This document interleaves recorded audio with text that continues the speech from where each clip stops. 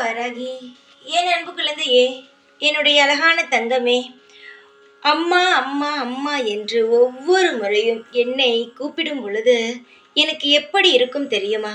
இப்படி ஒரு குழந்தை நமக்கு கிடைத்திருக்கிறதே. எல்லா விஷயமும் நாம் அவளுக்காக செய்ய வேண்டும். வாழ்க்கையில் நாம் அவளை நல்ல ஒரு நிலைமையில் உட்கார வைக்க வேண்டும் என்ற எண்ணத்தை தூண்டிக்கொண்டே இருக்கும். நீ என்னை அவ்வளவு உருகி, அம்மா எனக்கு இதை தாருங்கள், என்னுடைய மனவேதனை அதிகமாக இருக்கிறது, என்னுடைய வாழ்க்கை முழுவதும் இருண்டு கிடக்கிறது, பாலைவனம் போல இருக்கிறது, எப்படி? உன்னுடைய வாழ்க்கையில் நீ சுமக்கிற கஷ்டத்தை நினைத்த ஒரு நாளும் வருத்தப்படாதே. அதைவிட அதிகமாக உனக்கு நல்லது நடக்கும். எத்தனையோ விஷயங்கள் அனைத்தையும் தாண்டி வந்துவிட்டாய். இப்பொழுது நடந்து கொண்டிருக்கும் இந்த விஷயங்களை உன்னால் நிச்சயமாகவே தாண்டி வந்துவிட முடியும். எத்தனை காலம்தான் நீயும் கவலையை சுமப்பாய்?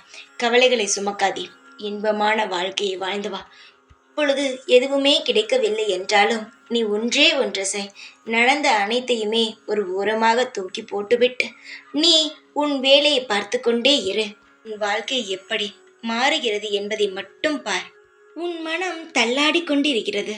என்றாவது ஒரு நாள் உன் வாழ்க்கையில் விடிவு வரும். காத்திரு.